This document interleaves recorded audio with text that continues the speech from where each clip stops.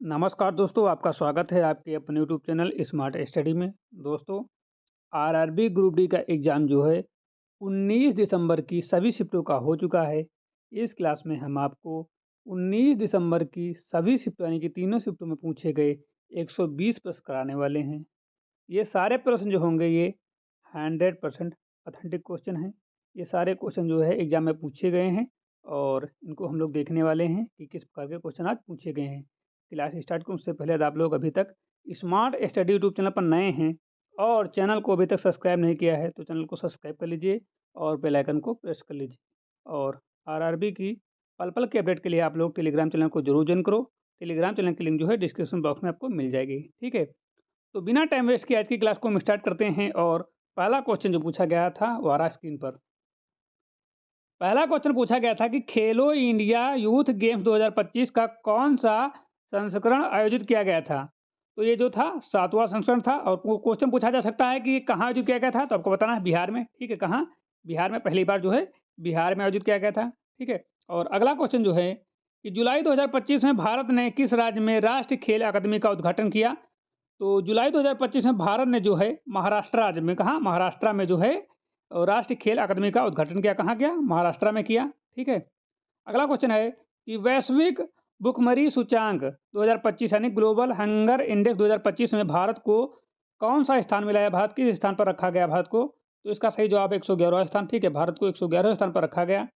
भारत को 111वां स्थान दिया गया। यह रैंकिंग कुपोषण, बाल मृत्यु दर और स्टंटिंग, वेस्टिंग जैसे सूचकांकों पर आधारित होती है। भारत पिछले वर्षों की तुलना में नीचे गया और जो खाद्य सुरक्षा और चुनौतियों को दर्शाता है, इसलिए सही उत्तर ऑप्शन नंबर सी सही है 111, ठीक है।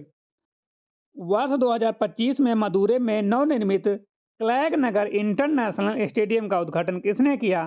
तो इस इंटरनेशनल स्टेडियम का उद्घाटन जो है तमिलनाडु के उप मुख्यमंत्री ने किया था और वो थे Udhayanidhi Stalin. Option number C correct है।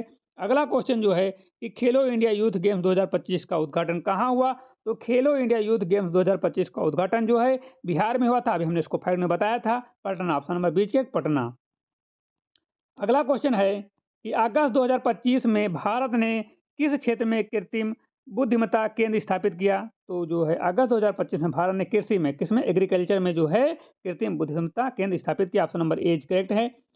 स्वीडन के अमाल्ड मांडो डुप्लांटिस ने पोल वाल्ट का विश्व रिकॉर्ड 12वीं बार किस वर्ष तोड़ा? तो 12वीं बार जो उसने तोड़ा है वो 2025 में तोड़ा है। ऑप्शन नंबर डी करेक्ट है, ठीक है। और डुप्लांटिस ने 2025 में पोल वाल्ट का विश्व रिकॉर्ड 12वीं बार तोड़ा। उन्होंने स्टॉकहोम डायमंड लीग में 6.28 मीटर की ऊंचाई पार की। कितनी? 6.28 मीटर की ऊंचाई पार की, जिससे उनका अपना पूर्व का रिकॉर्ड टूट गया है, ठीक है। पूर्व इससे पहले जो उनका रिकॉर्ड था वो भी टूट गया है, ठीक है। और ये सबसे बड़ा कीर्तिमान है उनका। मेंडल के कैपिटल टी और स्मॉल टी संकरण की पहली पीढ़ी यानी कि एफ जनरेशन में पौधे किस प्रकार के होते थे? तो मेंडल के capital T cross small T संकर की पहली पीढ़ी में जो है वो सभी संकर लंबे होते थे। ऑप्शन नंबर सी करेक्ट है, ठीक है। 2025 लॉरेंस वर्ल्ड स्पोर्ट अवार्ड कहाँ आयोजित हुआ? तो 2025 लॉरेंस वर्ल्ड स्पोर्ट अवार्ड जो है स्पेन की राजधानी मैड्रिड में आयोजित हुआ। ऑप्शन नंबर सी करेक्ट है, ठीक है। अगला क्वेश्चन है COP30 किस देश में होगी? COP30 किस देश में होगी? तो ये ब्राज़ील में होगी। Option number A correct, Brazil, ठीक है।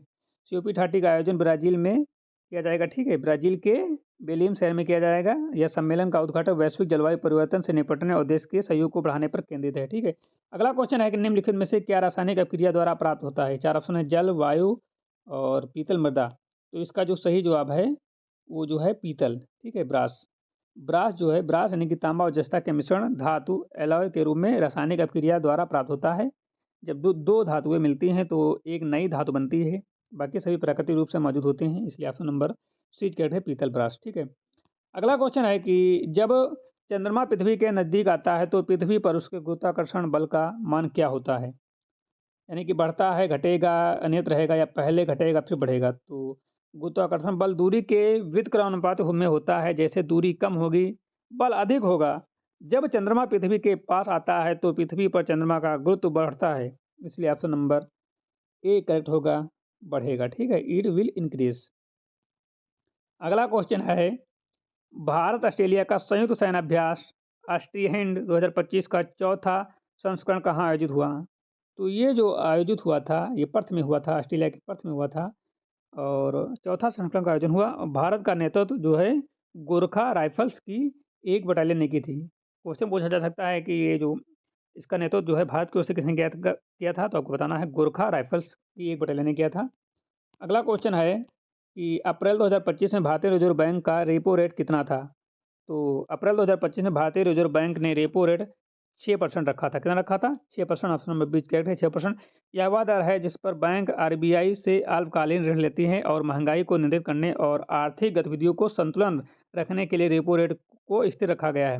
बाद में आर्थिक सुधारों और मुद्रास्फीति संकेतों के अनुसार इसे क्रमशः घटाया गया। ठीक है, ऑप्शन नंबर बी करेक्ट है।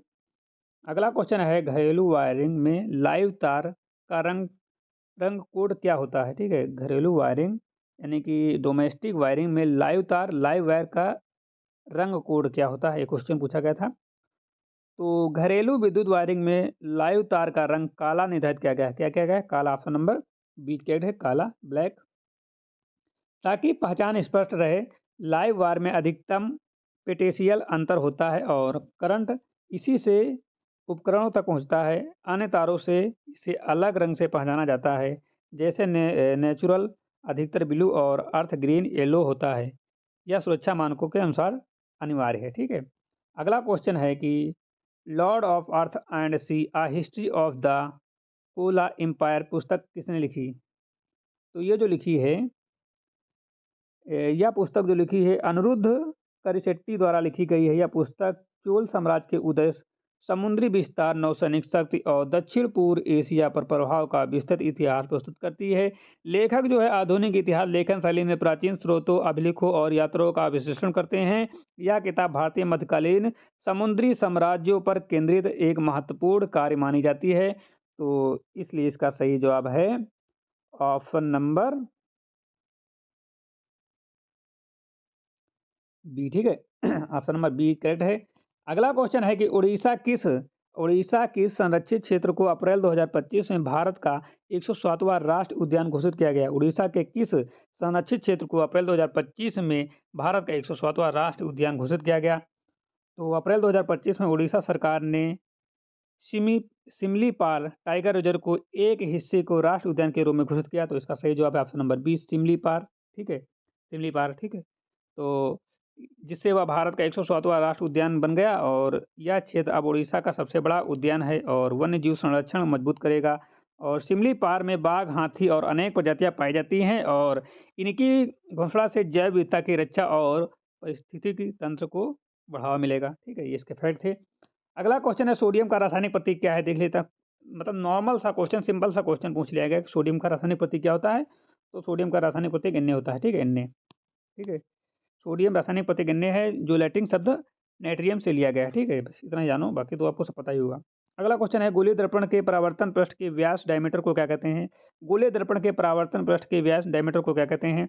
तो गोलीय दर्पण के परावर्तन पृष्ठ का व्यास जो है अपर्चर कहलाता है। क्या कहलाता है? Aperture. Option number C is correct है। यह दर्पण के उस हिस्से का चौड़ाई मापता है जिससे प्रकाश परावर्तित होता है। अपर्चर जितना बड़ा होगा दर्पण उतना ही अधिक प्रकाश कैप्चर कर सकता है और बेहतर इमेज प्रदान कर सकता है। ठीक है, पराग कणों के नर युग्म को वार्तिकाग्र से अंडाशय तक पहुंचाने में कौन सहायता करता है? तो पराग कणों के नर युग्म को वार्तिकाग्र से अंडाशय तक पहुंचाने का मार्ग जो है स्टाइल होता है। क्या होता है? स्टाइल। ऑप्शन नंबर सी के स्टाइल। और ये जो है पराग दंड से गिरने पर परागण अंकुरित होते हैं और पराग नली के माध्यम से स्टाइल के अंदर बढ़ते हैं, जिससे पुरुष युग्म को अंडाणु तक पहुंचाने में मदद मिलती है। ठीक है,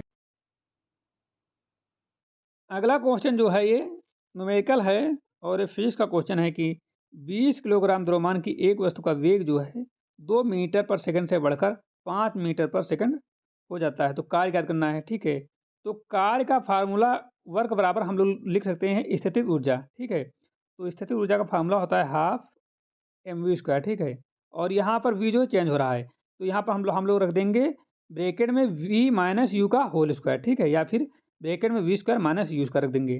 ठीक है, तो ये फार्मूला रख देंगे हम लोग, ये वाला यहाँ पर रख देंगे फार्मूला, ये हाफ और इसमें m बराबर 20 दिया हुआ है, 20 रख देंगे। v बराबर दिया है 5 और u बराबर दिया है, यानी कि प्रारंभिक वेग है 2, तो ये यहाँ पर रख देंगे। देख लीजिए यहाँ पर ऐसा रखा गया है। उसके बाद इसको जब सॉल्व करेंगे तो 210 आ जाएगा। कितना आ जाएगा? 210 जूल। तो सही जवाब ऑप्शन नंबर सी करेक्ट है, 210 जूल। अगला क्वेश्चन है कि पाचन में जीव का कार्य क्या है? तो पाचन में जीव का कार्य क्या होता है? भोजन को लार के साथ मिलाना और उसे निगलने में सहायता करना। ऑप्शन नंबर सी करेक्ट है। अगला क्वेश्चन है कि एल्युमिनियम पर एनोडाइजिंग क्यों की जाती है? एल्युमिनियम पर एनोडाइजिंग क्यों की जाती है? तो एल्युमिनियम पर एनोडाइजिंग इसलिए की जाती है ताकि उसकी सतह पर एक संरक्षात्मक ऑक्साइड परत बने और वह जंग से बचे। ठीक है, तो इसका सही जवाब है ऑप्शन नंबर बी, जंग से बचने और सतह को कठोर बनाने के लिए। ठीक है, कोरोजन लेस बनाने के लिए। ठीक है, अगला क्वेश्चन है कि निम्नलिखित में से किन दो तत्वों के नाभिकों में न्यूट्रॉनों की संख्या समान होती है? इन दो में नाभिकों में न्यूट्रॉनों की संख्या समान है। किन दो में? किन्हीं दो में, हीलियम या लिथियम में, बेरियम या बोरान में, बोरान या कार्बन में, या हीलियम या बोरान में। तो हीलियम का एटॉमिक नंबर 2 होता है और मास 4 होता है, और न्यूट्रॉन कितने होते हैं? 2 न्यूट्रॉन होते हैं। ठीक है, हीलियम में 2 न्यूट्रॉन होते हैं, और बोरान में जो है न्यूट्रॉनों की संख्या 6 होती है और कार्बन में 6 होती है। तो इसका सही जवाब है बोरान और कार्बन में न्यूट्रॉन युग्मों की संख्या समान होगी। ठीक है, बोरान और carbon, option number C correct हो जाएगा। ठीक है, अगला क्वेश्चन है कि फसल के संबंध में निम्नलिखित में से कौन सा अजैविक कारक नहीं है? ताप, सूखा, बाढ़, कीट। तो अजैविक कारक वे कारक होते हैं जो भौतिक, प्राकृतिक, पर्यावरण से जुड़े होते हैं, जैसे तापमान, सूखा और बाढ़। कीट एक जैविक कारक है, तो option number C A D है कीट। ठीक है, अगला क्वेश्चन है कि एसिटिक अम्ल और सोडियम हाइड्रा ऑक्साइड की अभिक्रिया के संबंध में कौन सा कथन सही है? एसिटिक अम्ल और सोडियम हाइड्रा ऑक्साइड की अभिक्रिया के संबंध में कौन सा कथन सही है? ऑप्शन है या उदासीनीकरण अभिक्रिया है और इस अभिक्रिया में सोडियम एसीटेट और जल बनता है। 2 कथन हैं और ये 4 ऑप्शन हैं। कथन 1 सही है कि नहीं सही है, कथन 2 सही है कि नहीं सही है, कथन 1, 2 दोनों सही हैं कि दोनों गलत हैं। तो एसिटिक अम्ल और सोडियम हाइड्रोक्साइड की अभिक्रिया एक तटस्थता अभिक्रिया है, जिसमें अम्ल और क्षार मिलकर सोडियम एसीटेट और जल बनाते हैं, इसलिए दोनों कथन जो हैं सही हैं। या उदासीनीकरण अभिक्रिया है और इससे सोडियम एसिटेट जल बनते हैं, तो दोनों सही हैं। तो ऑप्शन नंबर सी करेक्ट है, बोथ आर करेक्ट। अगला क्वेश्चन है कि सूर्योदय से पहले तथा सूर्यास्त के पश्चात भी सूर्य अल्प समय के लिए दिखाई देता है, ऐसा होने का कारण क्या है? तो इसका यही कारण है कि वायुमंडलीय अपरिवर्तन है। जब सूर्य स्थितिज के नीचे होता है तब उसकी किरणें वायुमंडल के विभिन्न परतों से गुजरते समय मुड़ जाती हैं और हमारी आंखों तक पहुंचती हैं। इससे सूर्योदय से कुछ पहले और सूर्यास्त के कुछ देर बाद में सूर्य दिखाई देता है। यह घटना पृथ्वी के वायुमंडल द्वारा प्रकाश के मान को झुका देने का कारण होती है। ठीक है, तो इसका जो सही जवाब है, नंबर सी सही जवाब है, वायुमंडल के अपवर्तन के कारण। ठीक है, वायुमंडल के अपवर्तन के कारण।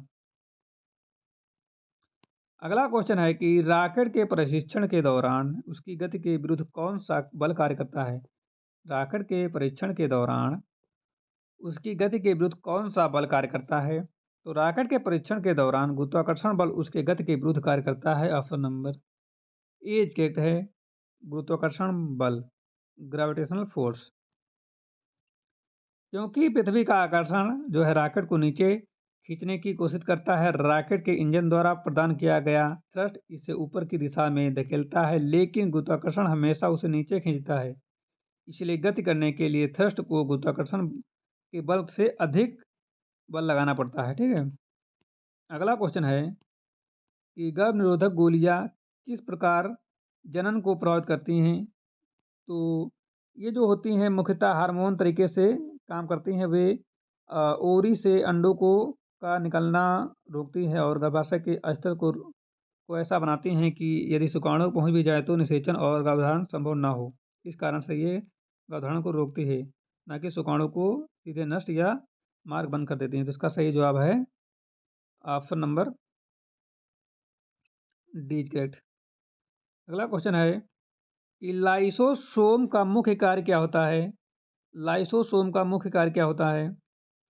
तो लाइसोसोम का मुख्य कार्य जो होता है, लाइसोसोम कोशिका का अपशिष्ट पदार्थों और अनावश्यक अणुओं का पाचन करने वाला प्रमुख अंग है। इसमें पाए जाने वाले हाइड्रोलिटिक एंजाइम कोशिका के टूटे हुए हिस्से को तोड़ते हैं और पुनः उपयोग के लिए तैयार होते हैं। यह सेल संतुलित रखने का और स्वच्छ रखने में मदद करता है। तो लाइसोम कोशिका का अपशिष्ट पदार्थों और अनावश्यक अणुओं का पाचन करने वाला प्रमुख अंग है। क्या है? प्रमुख अंग है। ऑप्शन नंबर सी के कोशिका के अपशिष्ट पदार्थों का पाचन करना सही है। ऑप्शन नंबर सी करेक्ट है। अगला क्वेश्चन है एक तत्व किससे बना होता है? एक तत्व किससे बना होता है? क्वेश्चन है कि एलिमेंट किससे बना होता है? तो एलिमेंट जो बना होता है एक रासायनिक तत्व समान प्रकार से परमाणु से बना होता है, जिसका परमाणु संख्या समान होती है, अलग अलग तत्वों को मिश्रित नहीं करता, बल्कि प्रत्येक तत्व की पहचान उसके परमाणु द्वारा होती है। तत्व का संगठन परमाणु स्तर पर होता है। ठीक है, तो इसका सही जवाब जो है वो एक जो है रासायनिक तत्व का समान परमाणु सही हो जाएगा। ठीक है, समान प्रकार के परमाणु का ऑप्शन नंबर बीच करेक्ट है, समान परमाणु से। ठीक है,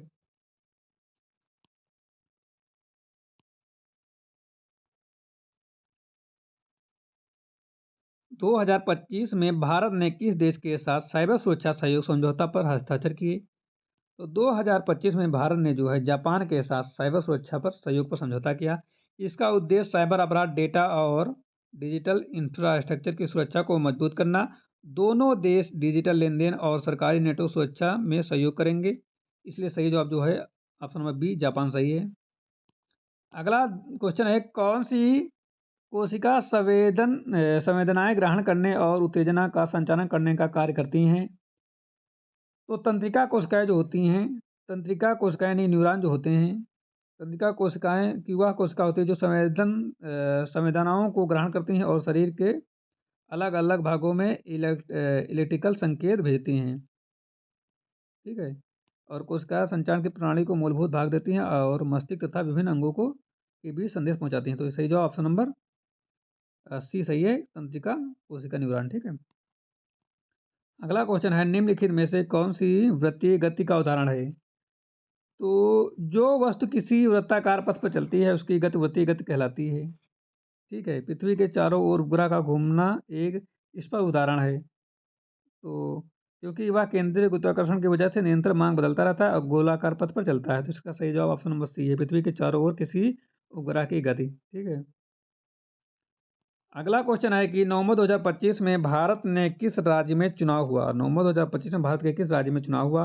तो नवंबर 2025 में बिहार में विधानसभा चुनाव आयोजित किए गए थे, जिसमें मतदान 6 और 11 नवंबर को 2 चरणों में हुआ। परिणाम 14 नवंबर को घोषित किए गए और चुनाव 243 सीटों के लिए हुआ और राज्यों की राजनीतिक दिशा में बड़ा असर डाला। बिहार के राजनीतिक उत्सव से मतदान किया गया। यह प्रक्रिया लोकतांत्रिक गतिविधियों का महत्वपूर्ण हिस्सा मानी जाती है। इसका सही जवाब बिहार है। अगला क्वेश्चन है कि जुलाई 2025 में केंद्रीय मंत्री ने कौन सी नई डिजिटल शिक्षा पहल शुरू की?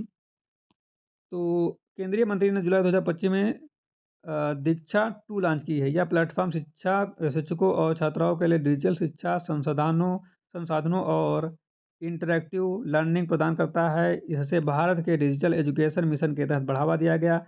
इसलिए जो सही जवाब है ऑप्शन नंबर ए सही है, दीक्षा 2। अगला क्वेश्चन है सितंबर 2025 में भारत ने किस देश के साथ सौर ऊर्जा परियोजना पर हस्ताक्षर किए या समझौता किया? तो ये जो किए थे भारत और यूएई ने सितंबर 2025 में सौर ऊर्जा परियोजनाओं पर हस्ताक्षर किए। इसका उद्देश्य अच्छे ऊर्जा उत्पादन बढ़ाना, कार्बन उत्सर्जन कम करना, परियोजनाओं के दो देशों के वो ऊर्जा उपयोग को मजबूती देगा। इसका सही जवाब है यूएई। अगला क्वेश्चन है अगस्त 2025 में भारत में राष्ट्रीय डिजिटल स्वास्थ्य मिशन के तहत कौन सा एप्लीकेशन शुरू किया गया? तो अगस्त 2025 में भारत में राष्ट्रीय डिजिटल स्वास्थ्य मिशन के तहत जो है हेल्थ आईडी ऐप लॉन्च किया गया है। हेल्थ आईडी ऐप लॉन्च किया गया। इसका उद्देश्य प्रत्येक नागरिक के स्वास्थ्य रिकॉर्ड को डिजिटल रूप से सुरक्षित रखना। यह मिशन स्वास्थ्य सेवाओं को डिजिटल कनेक्ट करने में मदद करता है। इसलिए ऑप्शन नंबर सी सही है, हेल्थ आईडी। अगला क्वेश्चन है, जून 2025 में भारत ने किस राज्य में इलेक्ट्रिक बस परियोजना का शुभारंभ किया? तो भारत ने कर्नाटक में इलेक्ट्रिक बस परियोजना का शुभारंभ किया। इसका उद्देश्य सार्वजनिक परिवहन को स्वच्छ और पर्यावरण अनुकूल बनाना है। परियोजना से प्रदूषण कम होगा और स्थायी ऊर्जा का उदाहरण बढ़ेगा। इसका सही जवाब है Karnataka, option number B correct. अगला क्वेश्चन है, अगस्त 2025 में भारत ने किस देश के साथ अंतरिक्ष विज्ञान अनुसंधान सहयोग समझौता पर हस्ताक्षर किए? तो भारत ने फ्रांस के साथ अंतरिक्ष विज्ञान अनुसंधान सहयोग समझौता किया। इसका उद्देश्य उपग्रह प्रौद्योगिकी, अंतरिक्ष मिशन और अनुसंधान में साझा विकास को बढ़ावा देना है। इसलिए ऑप्शन नंबर सी सही है, फ्रांस। अगला क्वेश्चन है कि जुलाई 2025 में भारत ने किस शहर में पहला राष्ट्रीय स्टार्टअप हब स्थापित किया? तो ये जो है भारत ने जो है किया है बेंगलुरु में। भारत ने पहला राष्ट्रीय स्टार्टअप हब स्थापित किया बेंगलुरु में। इसका उद्देश्य स्टार्टअप के लिए इंफ्रास्ट्रक्चर निवेश और मेंटरशिप प्रदान करना है। यह भारतीय उद्यमिता को बढ़ावा देगा। ठीक है, तो करेक्ट ऑप्शन जो है ऑप्शन नंबर ए सही है, बेंगलुरु। जून 2025 में भारत ने किस देश के साथ रेल नेटवर्क सहयोग समझौता किया? तो जून 2025 में भारत ने जो है भूटान के साथ रेल नेटवर्क सहयोग पर समझौता किया। ऑप्शन नंबर बी करेक्ट है, भूटान। भारत ने भूटान के साथ रेल नेटवर्क सहयोग समझौता किया। इसका उद्देश्य सीमा पर रेलवे कनेक्टिविटी बढ़ाना और व्यापारिक सहयोग मजबूत करना है। इसलिए ऑप्शन नंबर बी करेक्ट है, भूटान। ठीक है, नेक्स्ट क्वेश्चन। हाल ही में किस देश ने जीसीसी यानी कि गोल्फ कॉरपोरेशन काउंसिल का नया डायलॉग पार्टनर सदस्य बनाने की घोषणा की है? तो इसका जो सही जवाब है वो है बांग्लादेश को। ऑप्शन नंबर डी के बांग्लादेश। बांग्लादेश को जीसीसी का नया सदस्य बनाया गया है। इससे बांग्लादेश और खाड़ी देशों के बीच संबंध और मजबूत होंगे। यह सहयोग आर्थिक और कूटनीतिक क्षेत्र में दोनों पक्षों के लिए फायदेमंद है। सही जवाब बांग्लादेश है। अगला क्वेश्चन है, राष्ट्रीय कैंसर जागरूकता दिवस कब मनाया जाता है? तो राष्ट्रीय कैंसर जागरूकता दिवस जो मनाया जाता है वो मनाया जाता है 7 नवंबर को।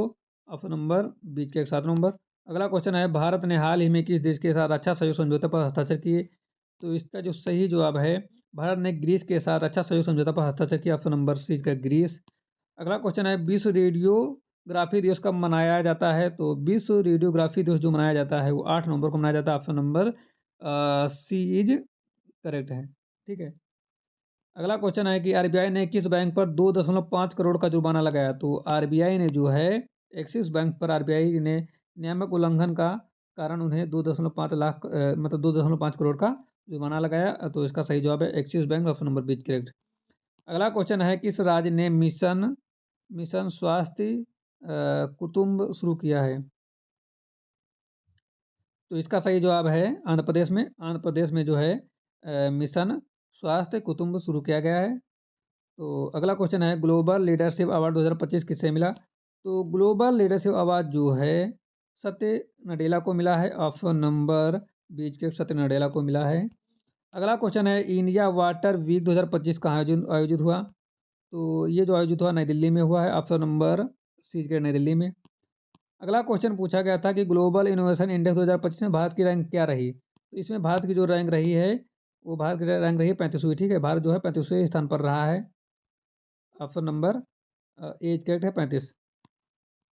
अगला क्वेश्चन है कि वर्ष 2025 में गुजरात में एडवांस स्किल एम्प्लॉयबिलिटी बढ़ाने के लिए लगभग 927 करोड़ के ऋण को किस अंतर्राष्ट्रीय संस्था में मंजूरी दी गई? तो इसका जो है इस परियोजना के लिए एशियाई विकास बैंक यानी कि एडीबी ने ऋण को मंजूरी दी है। एडीबी ऑप्शन नंबर बीच करेक्ट है। इसका उद्देश्य जो है उन्मुख कौशल, तकनीकी ट्रेनिंग और युवा रोजगार को बढ़ावा देना है। अगला क्वेश्चन है, अगस्त 2025 में लोकसभा में कौन सा प्रमुख संविधान संशोधन विधेयक पेश किया गया?